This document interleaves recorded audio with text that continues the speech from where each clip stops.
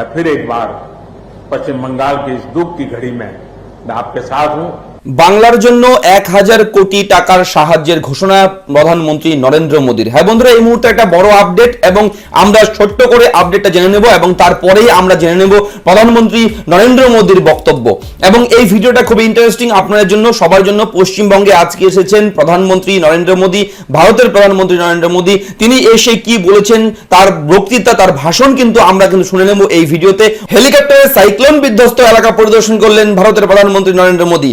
এরপরেই সাংবাদিকদের মুখোমুখি হয়ে তিনি বলেন, আমি সব ঘুরে দেখেছি, বাংলার এই কঠিন সময়ে বাংলার পাশে থাকবো। বাংলা যাতে আবার দ্রুত ঘুরে দাঁড়াতে পারে তার জন্য ভারত সরকার কাঁধে কাঁধ মিলিয়ে কাজ করবে। পশ্চিমবঙ্গকে সব রকমের সাহায্যের আশ্বাস দিলেন তিনি। বললেন 1000 কোটি টাকার আর্থিক সাহায্য করা হবে।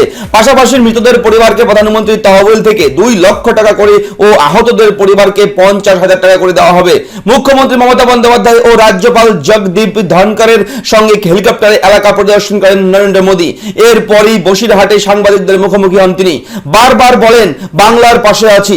এদিন মমতা বন্দ্যোপাধ্যায়কে সঙ্গে নিয়ে এলাকা ঘুরে দেখলেন প্রধানমন্ত্রী নরেন্দ্র মোদী এবং একই কপ্টারে ছিলেন রাজ্যপাল জগদীপ ধনকর, অন্য একটি কপ্টারে ছিলেন কেন্দ্রীয় মন্ত্রী বাবুল সুপ্রিয়, কেন্দ্রীয় মন্ত্রী দেবশ্রী চৌধুরী, ধর্মেন্দ্র প্রধান সহ আরো অনেকে।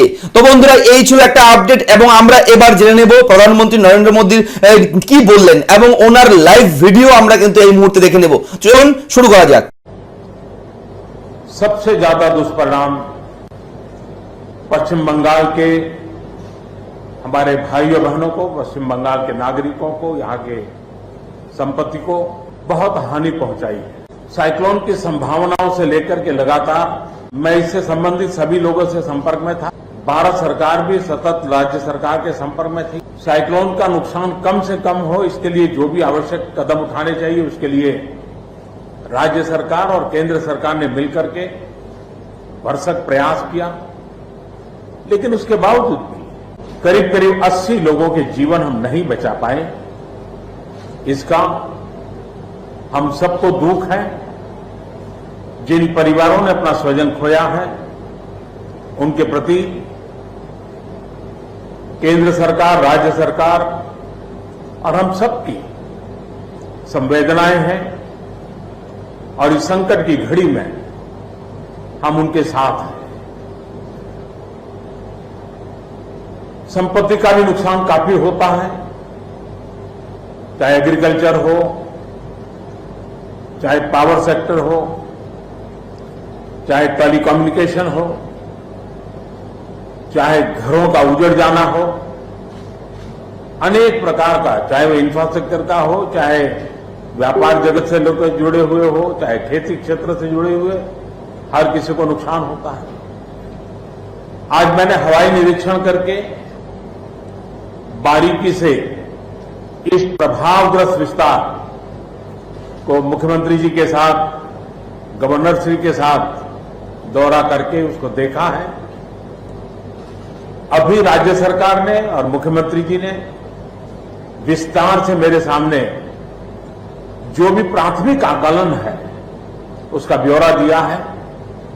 हमने तय किया है कि हो सके उतना जल्द डिटेल में सर्वे हो, कृषि का हो, पावर सेक्टर का हो, टेलीकम्युनिकेशन का हो, घरों की जो स्थिति है, इंफ्रास्ट्रक्चर की जो स्थिति है।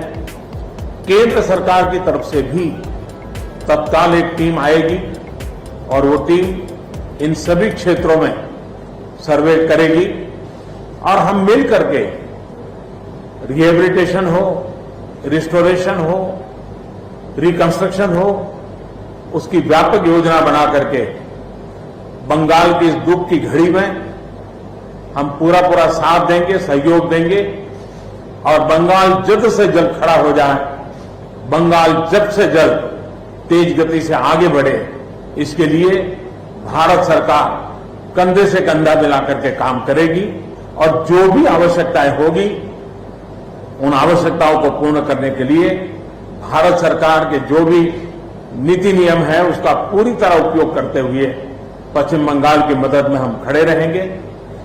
अभी तत्काल जो इस संकट की घड़ी में राज्य सरकार को कठिनाई न हो, इसके लिए एक एडवांस असिस्टेंस के रूप में 1000 करोड़ रुपया भारत सरकार की तरफ से व्यवस्था की जाएगी। साथ साथ जिन परिवारों ने अपने स्वजन खोए हैं उन परिवारों को प्रधानमंत्री राहत कोष से 2 लाख रुपया और जिन लोगों को इंजरी हुई है उनको 50,000 रुपये तक की सहायता देने का भी हम प्रधानमंत्री राहत कोष से करेंगे। पूरी दुनिया एक संकट से जूझ रही है। भारत भी लगातार कोरोना वायरस के खिलाफ लड़ाई लड़ रहा है। कोरोना वायरस की लड़ाई में जीतने का मंत्र और साइक्लोन में जीतने का मंत्र दोनों पूरी तरह एक दूसरे के ऑपोजिट है। कोरोना वायरस से लड़ने का मंत्र है जो जहां है वहीं रहे, जरूरत नहीं हो तब तक घर से बाहर न निकले और जहां भी जाए 2 गज की दूरी बनाए रखे। लेकिन साइक्लोन का मंत्र है कि साइक्लोन आ रहा है, जल्दी से जल्दी सुरक्षित स्थल पर आप शिफ्ट कर जाइए, वहां पर पहुंचने का प्रयास कीजिए, अपना घर खाली कीजिए। यानी दोनों अलग अलग प्रकार की लड़ाइयां एक साथ पश्चिम बंगाल को लड़नी पड़ी है। लेकिन उसके बावजूद भी ममता जी के नेतृत्व में राज्य सरकार ने भरसक प्रयास किया है। भारत सरकार ने भी लगातार उनके साथ रह करके इस संकट की घड़ी में जो भी आवश्यक, जो एडवांस में करने योग्य था, जो उसी समय करने का योग्य था और जो आगे दिनों के करने की आवश्यकता है, उसको भी पूरा करने का हम प्रयास करेंगे। आज समग्र देश को जिनके लिए गौरव है, ऐसे राजा राममोहन राय जी की जन्म जयंती है और उस समय मेरा पश्चिम बंगाल की इस पवित्र धरती पर होना मेरे मन को छूने वाली बात होती है। लेकिन संकट की घड़ी से हम जूझ रहे हैं, तब मैं तो इतना ही कहूंगा कि राजा राममोहन राय जी हम सबको आशीर्वाद दें ताकि समयानुकूल समाज परिवर्तन के जो उनके सपने थे उनको पूरा करने के लिए हम मिल बैठ करके, मिलजुल करके एक उज्जवल भविष्य के लिए, भावी पीढ़ी के निर्माण के लिए समाज सुधार के अपने कामों को निरंतर जारी रखेंगे और वही राजा राममोहन राय जी को उत्तम श्रद्धांजलि होगी। मैं मेरे पश्चिम बंगाल के सभी भाइयों बहनों को विश्वास दिलाता हूं कि संकट की घड़ी में पूरा देश आपके साथ है। भारत सरकार कंधे से कंधा मिला करके आपके साथ आने वाले सभी कामों में खड़ी रहेगी। इसी संकट की घड़ी के समय आप सबसे मिलने आया हूं, लेकिन कोरोना वायरस के कारण सब नागरिकों से तो नहीं मिल पा रहा हूं। मन में एक कसर तो रह जाएगी। यहां से मैं आज उड़ीसा की ओर जाऊंगा और वहां भी हवाई निरीक्षण करूंगा, वहां के माननीय मुख्यमंत्री जी से, वहां की सरकार से बातचीत करूंगा। मैं फिर एक बार पश्चिम बंगाल की इस दुख की घड़ी में मैं आपके साथ हूं। जल्द से जल्द आप इस संकट से बाहर निकले, इसके लिए मैं पूरी तरह आपके साथ रहूंगा। बहुत बहुत धन्यवाद।